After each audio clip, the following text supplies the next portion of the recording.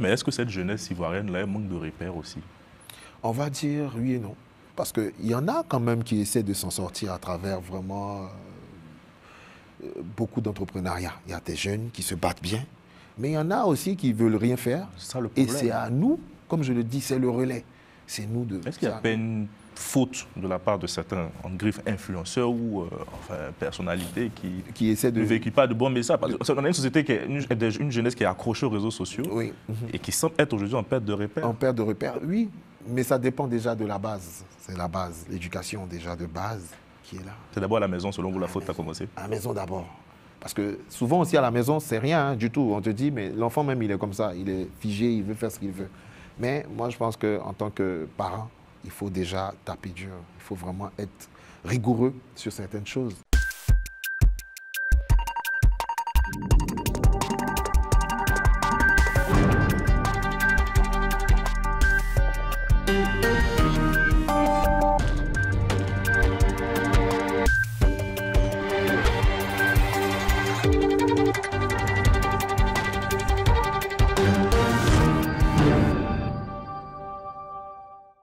Bonsoir à tous, nous recevons ce soir Ibrahim Fama Diabaté. Bonsoir Ibrahim. Bonsoir. C'est un plaisir de te recevoir ici à Paris. Plaisir partagé. Tu es l'administrateur directeur général du groupe Université Nord-Sud, le CEO de Bizico Event. Oui. C'est bien ça? CEO. On parlera avec toi de ton parcours, de ta vision pour la jeunesse africaine, du festival Kita que tu as organisé récemment. Comment tu vas? Ça va très bien, merci. Quand on réalise, bon, ça va. Quand on réalise un peu tout ce que tu as fait, comment tu définis un peu le moment dans lequel tu vis actuellement, le moment de ta vie actuelle? Moi, je pense déjà, merci déjà de me recevoir ici sur votre plateau. Ben, moi, je peux dire déjà que je n'ai pas encore tout accompli. Et pour moi, les choses vont venir progressivement. Mais il faut continuer de travailler, mais c'est déjà bien ce qu'on a accompli et c'est positif. Puisque tu vois, de l'extérieur, tu vois déjà comment les gens sont très enthousiastes par rapport à tout ce qu'on a fait, parce que je ne dis pas que j'ai fait, mais qu'on a fait. Et j'espère que ça sera bien pour la suite. Bien. On va parler de ton université Nord-Sud, université Nord-Sud que tu diriges depuis quelque temps. Comment s'est passé un peu le lancement de l'université? Est-ce qu'il y a eu beaucoup de difficultés aujourd'hui? Pour ceux qui ne connaissent pas un peu Abidjan. Bien sûr, l'université existe depuis 2006, déjà créée et fondée par le président fondateur, M. Moïse Diabaté, qui est professeur de base de comptabilité. Donc il se dit comme ça, attends, pourquoi ne pas créer moi-même mon université? Donc il a mis en place son université. Il avait commencé avec 56 étudiants. 56? Oui, 56 étudiants. Au départ, ce n'était pas évident. Et après, il est monté crescendo. Il s'est dit, bon, il faut faire de la proximité avec les parents et les étudiants, d'autant plus que les gens n'ont pas les moyens. Donc il a commencé à Vridi, à Port-Boué. Et après, il se dit, bon, après, allons à Angré, de l'autre côté. Et pour tout vous dire, comment le nom d'abord, je vais commencer par là, est à Nord-Sud. Pourquoi Nord-Sud? On était dans cette période où il y avait la crise post-électorale et tout.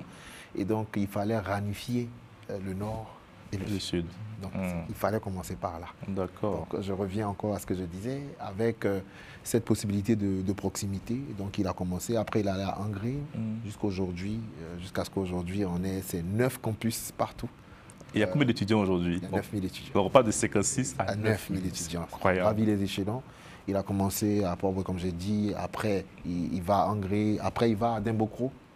Et après, il revient encore à Yopougon. Et après, à Cocody, et ainsi de suite, jusqu'à ce qu'on ait 9 campus et 9 000 étudiants jusqu'à ce jour. Ça n'a pas été difficile souvent? Il n'y a pas eu de moment de blocage où l'État vous accompagnait? Oui, l'État nous accompagne. L'État fait du mieux qu'il peut. Mais voilà, il y a toujours des difficultés parce qu'il y a des retards de paiement, il y a des retards aussi à certains niveaux. Mais on fait du mieux qu'on peut jusqu'à ce qu'en 2018, moi, je sois nommé, voilà, jusqu'à ce que je sois nommé en 2018 en tant que directeur général du groupe. Et puis voilà. Et quelle est la particularité de votre université? Déjà, on fait tout type de formation. La formation première, bon, le système LMD qu'on fait, et puis le système BTS. C'est-à-dire nous faisons les deux systèmes. Le BTS pour pouvoir aller plus vite, et puis le système LMD qui aiment beaucoup réfléchir. Voilà, qui aime beaucoup aller jusqu'au doctorat. Et puis nous avons des partenariats. Et puis aussi, on essaye de varier. Donc, on a signé un contrat de partenariat avec l'ESG Luxe pour pouvoir faire la mode et surtout le luxe dernièrement. C'est une première en Côte d'Ivoire, ça? Oui, c'est une première et les choses vont commencer très bientôt. Et voilà. Vous avez une relation, Ibrahim, très particulière avec vos étudiants. Il y a une forme de proximité, je dirais. Comment on explique tout ça? C'est le management. Déjà, vous devez être proche de vos enfants, de base. Ça, moi, je les considère comme mes enfants, mes jeunes frères, mais mes enfants aussi. Parce que quand tu veux avoir l'attention de cet enfant-là, il faut déjà avoir une certaine proximité. Il faut être à l'écoute. Il faut savoir ce qu'il a comme difficulté. Vous savez, les enfants, c'est pas facile à gérer. Et nous sommes le relais. C'est-à-dire que nous avons l'obligation d'avoir ces enfants-là avec nous parce qu'ils passent plus de temps avec nous qu'avec leurs parents. Et donc, nous, on essaie d'être plus proche d'eux et puis de leur inculquer des valeurs d'humilité surtout, de travail, de résilience et surtout de respect vis-à-vis de la hiérarchie. Et c'est comme ça qu'on essaie de travailler et faire avancer les choses. Mais quel est ton regard sur le niveau académique de la jeunesse ivoirienne, toi qui es dans le domaine? Mais le niveau académique, il est, bon, on ne va pas dire bas, mais ça, il faut qu'on travaille dessus. Parce que moi, je suis dans l'éducation. Justement, c'est pour ça que je pose la question. On travaille dessus parce que... Quelles sont les raisons, à ton avis? Il y a une certaine négligence. Et puis, bon, c'est la génération, cette génération-là de jeunes qui n'aiment pas trop travailler. Il faut le dire. Moi, je suis direct, je suis cash, il faut le dire. Et donc, nous, en tant que formateurs, en tant qu'hommes d'éducation, c'est de notre devoir de ramener les enfants à travailler. Et c'est dans ce sens qu'on met en place tout un système. Et surtout, on met des activités qui pourront les amener non seulement à l'éducation et à la culture. D'où le sens d'Equita, on en parlera tout à l'heure. Donc c'est dans ce sens-là, parce qu'il faut qu'ils sachent d'où ils viennent. Et il y a une manière de faire un management qui pourra peut-être faciliter les choses et permettre aux enfants d'être recadrés comme il faut. Tu crois qu'il y a plus de chicotte, comme on dit en Côte d'Ivoire?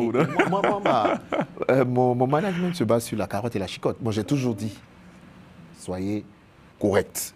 Et moi, je vais au-delà même de tout, à travers pas mal de choses qu'on essaie de mettre en place. C'est vrai qu'on peut être là, discuter, mais il y a aussi ce devoir et cette rigueur-là qu'il faut. Parce que nous, vous savez, nous avons été éduqués d'une autre manière. Justement. Et notre formation n'a pas été la même. C'est une génération différente aujourd'hui. Voilà, elle est différente aujourd'hui. Je ne peux pas aujourd'hui être rigoureux avec un enfant. Il va dire, ah, je connais mes droits et tout. Et, tout. Et voilà, mais il faut savoir faire le juste milieu. Et puis donner cette possibilité à l'enfant et à l'impétrant, à l'étudiant de s'exprimer.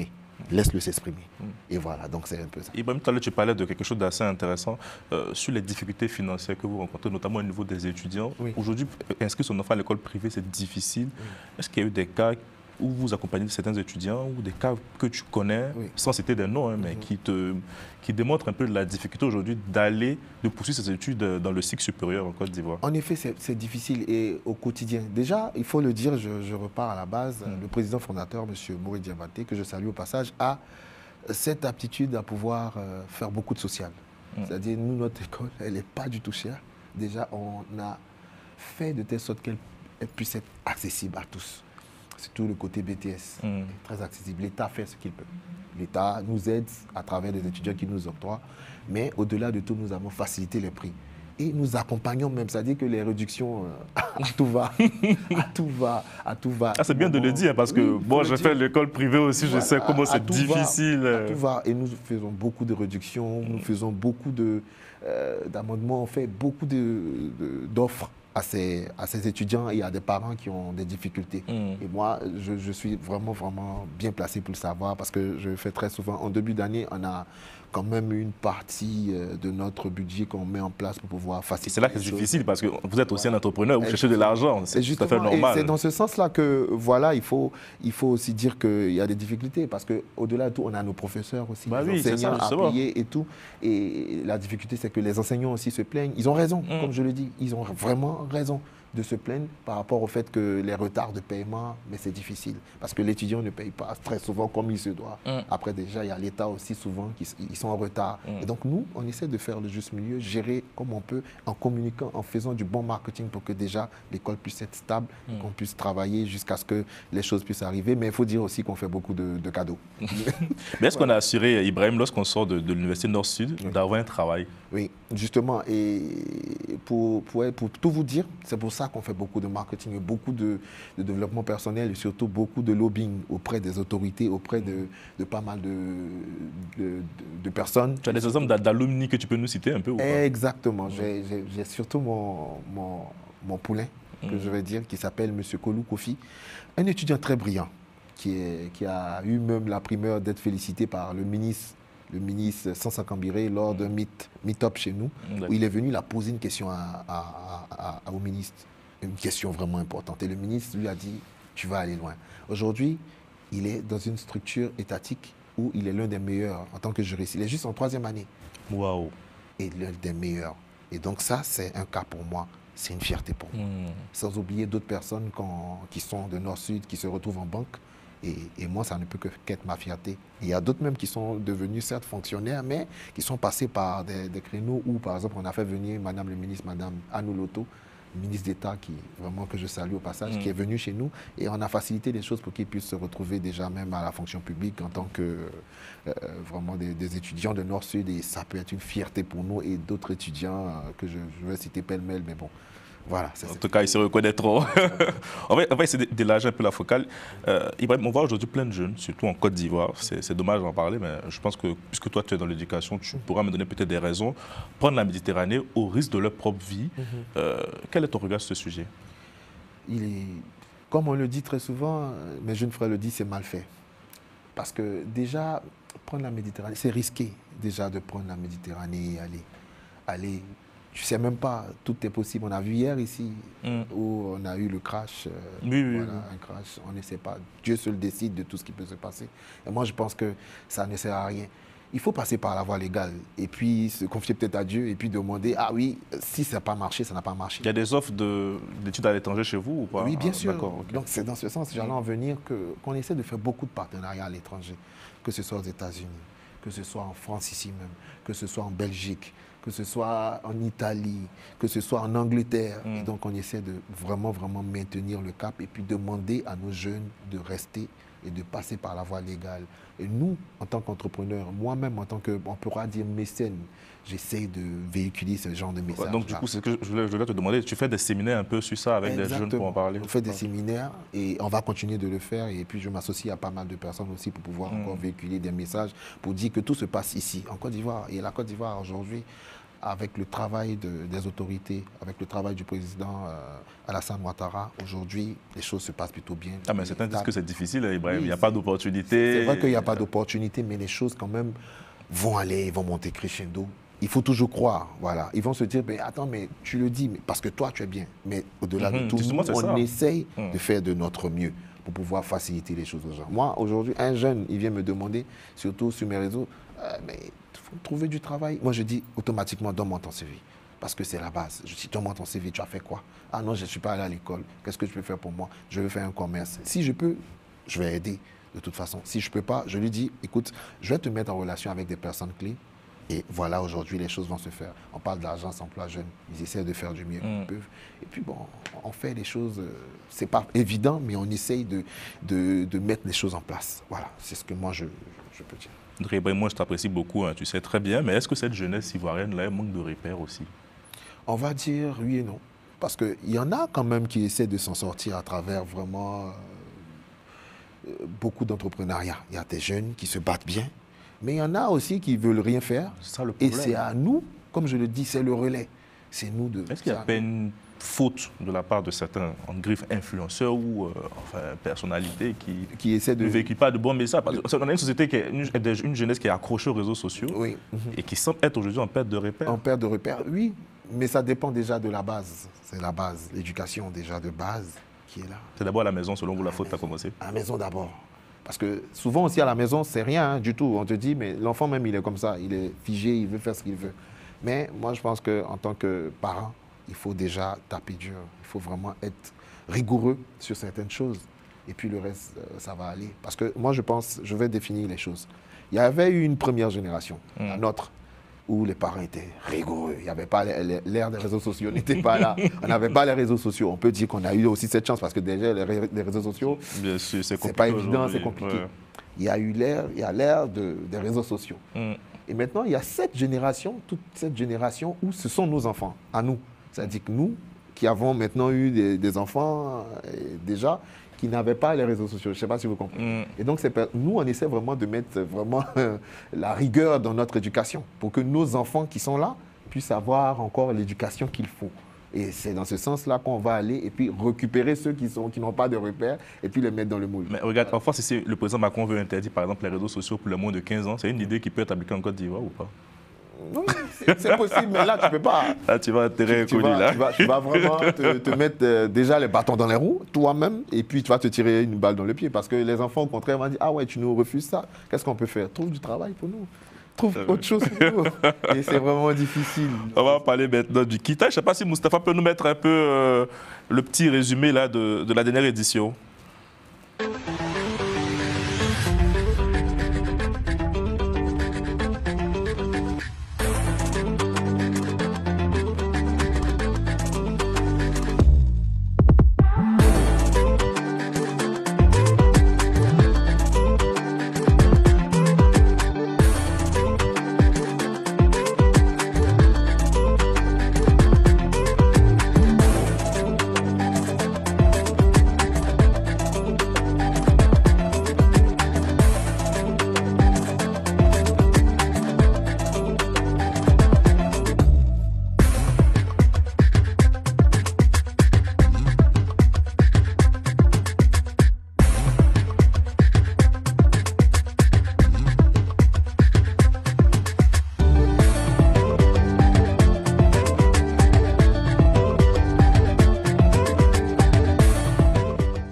Le quotient intellectuel des talents artistiques d'Abidjan. Ibrahim, d'où est venue cette idée-là? Ben, l'idée est venue déjà depuis... 6e édition. 6e édition, bientôt la 7e. Wow. L'idée est venue déjà depuis 2014. Voilà, aujourd'hui, je dirais, parce que vous avez vu que je parlais de l'école. Et donc, j'ai vu que le président fondateur, M. Moïse Diabaté, il avait son école, comme ça. Et moi, j'ai toujours voulu rassembler. Moi, je me suis dit, ben voilà, je veux rassembler, je veux créer cet événement, voilà, un truc comme ça où les jeunes se retrouvent. Et donc, c'est là que j'ai créé le Bizigo. Vous avez vu au départ, le Bizigo, c'était une sorte de barbecue piscine party que je faisais parce que moi, j'aimais toujours entreprendre, faire mes petites activités. Du monde artistique aussi. Que, voilà, que je suis auditeur de formation. Oui. Et donc, je me suis dit, ben, il faut créer quelque chose à côté. Et donc, j'ai créé le Bizigo. Ça s'est plutôt bien passé parce que ça montait crescendo. Nous, on a fait 10 éditions et tout. Et à un moment donné, quand j'ai récupéré l'école, je me suis dit, non, tu ne peux plus faire le Bizigo. Parce que là, tu es institut. Bien sûr. Voilà, tu corporate, reste dans ton domaine. Donc, il faut faire ça, le Kita. Pourquoi le Kita? C'est que les étudiants, ils ont la suite dans les idées. Donc, pourquoi ne pas créer le quotient intellectuel et talent artistique? Faire le jeu de mots, pour faire allusion au pagne, où tout le monde s'habille en tenue traditionnelle et puis vient montrer ce qu'il peut faire. Ils vont se dire, mais oui, c'est une journée culturelle. Mais au-delà de tout, il y a ce volet quotient intellectuel. Parce que le quotient intellectuel, c'est pour ça qu'ils sont là. Et les talents artistiques, ils ont ça, ils ont ce talent-là.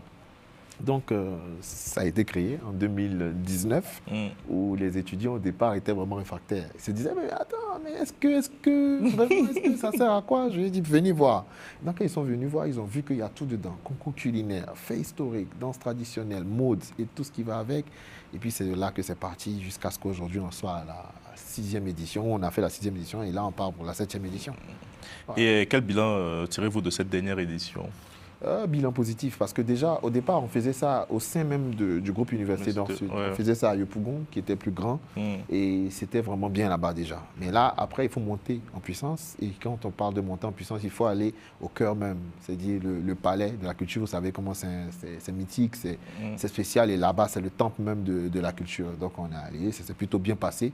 On avait 3 jours. Premier jour où on a fait salubrité, journée de salubrité. Moi, j'incite les étudiants à avoir ce acte civique-là, qui permet aux étudiants de pouvoir au moins savoir que l'environnement dans lequel ils se retrouvent doit être sain. Ils sont propriétaires. Ils ont vraiment, ils se sont prêtés au jeu, bien nettoyés, bien balayés. L'espace, bon, très vide et propre, hein, mais bon, ils se sont bien amusés. Et derrière, je profite pour passer un message. Voilà, l'environnement, c'est très important. Après ça, le lendemain, on a fait un panel. Panel avec Zagba le requin, Willy Dombo, toutes ces personnes. Et voilà, donc c'était vraiment magnifique, ça s'est plutôt bien passé. Le lendemain, on a fait le Kita avec la compétition, la finale. Les étudiants ont montré de leur savoir. On avait 18 universités au départ et après on a eu 6 finalistes et c'est Yamoussoukro, l'université de Yamoussoukro qui a remporté. Et puis après avec les artistes pour le concert, Didi B, Javeli de La Conspiration qui est mon petit frère et d'autres personnes voilà, comme Zagba le requin, la Team PA, toutes ces personnes-là qui sont venues, et Mawa Traoré, la doyenne. Et tout le monde a fait, vraiment, on a fait un cocktail de bonnes personnes. KS Bloom aussi qui était là. Et puis bon, c'était bien pour cette première édition, parce que moi je considère que c'est notre première édition au Palais. Et donc on aimerait vraiment continuer à se battre pour que ça soit perpétué et que derrière on ait jusqu'à plein d'éditions. Bien sûr, on vous le souhaite. Je regardais le dossier de presse, je crois qu'il y a une séquence aussi en juin. Oui. Il y a aussi des activités en juin, juillet. C'est pas encore terminé. Hein. Non, c'est surtout le projet RSE. Le projet RSE de responsabilité sociétale et environnementale. Vous savez, quand les finalistes, on les envoie au village. Ça, c'est la particularité du Kita. Waouh. Voilà. Ils ne vont pas rester à Abidjan pour faire dans un hôtel de luxe. Voilà. Non. On ne fait pas les beaux, moi je le dis toujours. Non, vous devez aller au village. Allez faire un tour au village, vous allez comprendre un peu ce que c'est que la vie. C'est bien ça. Donc ils vont au village, ils étaient partis à Oudinim, ils étaient partis à Lakota, à Gagnoa. Ils étaient allés encore à Azaguié, à Tanda.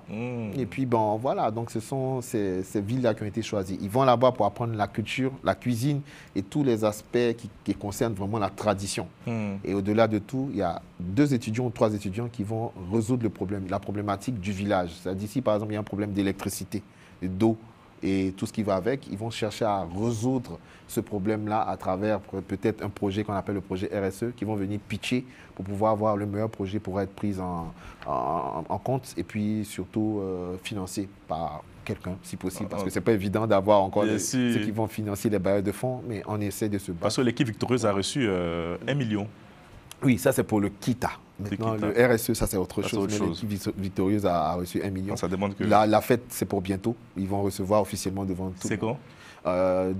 Mi-juillet, voilà, en fonction de tout ce qui va avec, parce que derrière aussi, ce sont des étudiants, ils ont des examens, on prend tout ça en compte, et voilà. Même dans l'amusement encore, on est méticuleux, vous êtes pas trop. Il faut être rigoureux, parce que derrière, les parents te regardent, mais tu vas mettre mon enfant dans la danse, je n'ai pas venu mettre mon enfant dans la danse, et moi je ne suis pas venu pour ça, pardon, il faut lui donner son diplôme.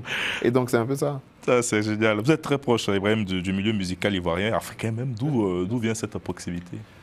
Ben, déjà, il faut dire que la musique, moi je suis né dans la musique pratiquement, un peu quand même, hein, le football et la musique. Voilà, parce que j'ai un parent qui est Abdoulaye Traoré Ben Badi, donc derrière qui est aussi que je salue au passage. Et donc la musique et tout ce qu'il y a comme... voilà, j'ai grandi un peu dans ce milieu-là, donc c'était plus facile pour moi d'être plus proche quand j'ai récupéré. Quand j'ai été directeur général, je me suis dit, il faut se mettre avec ces jeunes-là, parce que ce sont des personnes qui vont aussi faciliter les choses et puis vendre encore plus ta modeste institution. Et pourquoi? Ça a commencé déjà à partir du Bizigo. Parce que le Bizigo était un moyen pour moi de les recevoir à chaque fois sur la scène où j'ai commencé. Et puis bon, voilà, donc c'était plus proche. Donc on se connaît depuis très longtemps. Je les ai vus grandir, je les ai vus éclore. Et puis aujourd'hui, c'est plus facile pour moi de les avoir avec l'école. On fait quelque chose très souvent ensemble. Et puis bon. En tout cas, j'ai été saisi, moi, lorsque j'ai vu le dernier clip de KS Bloom dans votre université. Qu'on salue au passage. Merci. Donc c'était une belle collaboration. Merci. On a collaboré facilement parce que c'est une personne géniale. C'est lui qui a proposé ou c'est vous qui l'avez c'est ensemble, parce qu'on devait faire toujours des choses ensemble, mais il n'avait pas le temps et moi, je n'avais pas le temps. Je dis, bon, on va couper la poire en deux. Viens à l'école et puis facilement, c'est bon. Parce que KS Bloom, c'est le talent. Bien sûr. Et donc, c'est quelqu'un il est tellement bien. Il y a aussi Didi B. Hein. Ah oui, non, bon. Là, c'est le petit frère. C'est le petit frère. Ils sont tous mes petits frères. Ils sont tous mes petits frères adorés. Ouais. Voilà. Mais on a une proximité quand même avec Gillian. Donc voilà. J'ai une petite question, j'espère que ça ne va pas te déranger. Ta voix compte dans le paysage ivoirien. Est-ce que tu aimerais faire passer un message à la classe politique à l'approche des élections présidentielles? Oui, bien sûr. C'est un beau message que je veux passer, message de paix, surtout. C'est pour ça même que nous, on a fait notre événement, c'est plutôt sur la paix. Parce que la génération à venir, ils nous regardent.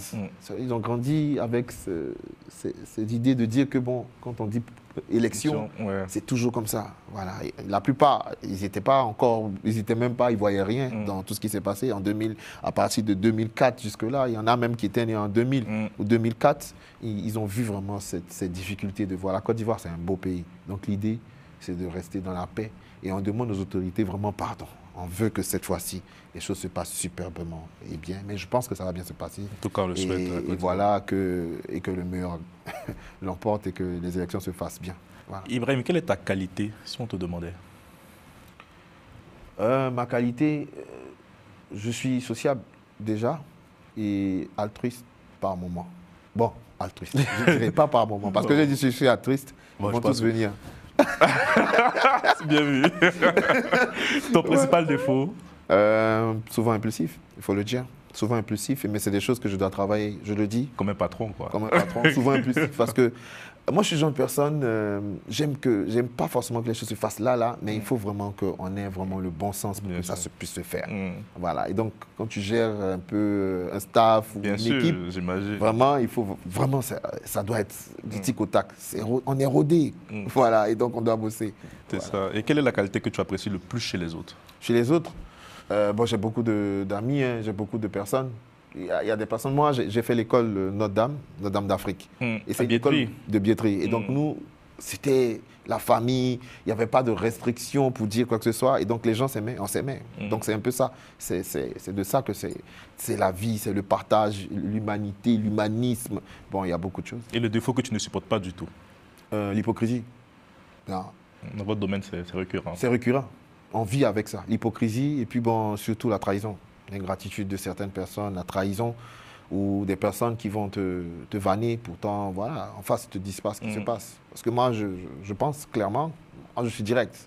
Moi, quand il y a un truc qui ne va pas, moi, je te dirais, écoute, tu n'as pas bien fait, mais après, on passe là-dessus. Voilà, il faut être vrai dans la vie. C'est important. Ouais, si demain, ça, ils vont te dire, toi, t'es un faux. Et c'est pas normal. Et à ce stade, quelle est ta plus grande réussite? Ma plus grande réussite, vraiment, j'en ai pas, mais voir ça, là, c'est ma plus grande réussite. De voir mes enfants, c'est-à-dire, je les appelle mes enfants, au Kita, être habillé en tenue traditionnelle. Ce n'est pas une grande réussite en tant que telle. Être habillé en tenue traditionnelle. Et puis voir encore, les voir heureux. Voir mon prochain heureux, mes étudiants heureux, c'est une réussite. C'est un beau choix pour moi. Et voilà. Et le jour où tu te présenteras devant Dieu, qu'aimerais-tu entendre de Dieu? Ouais. Qui me disent, petit, tu as bien fait, mais tu peux faire mieux.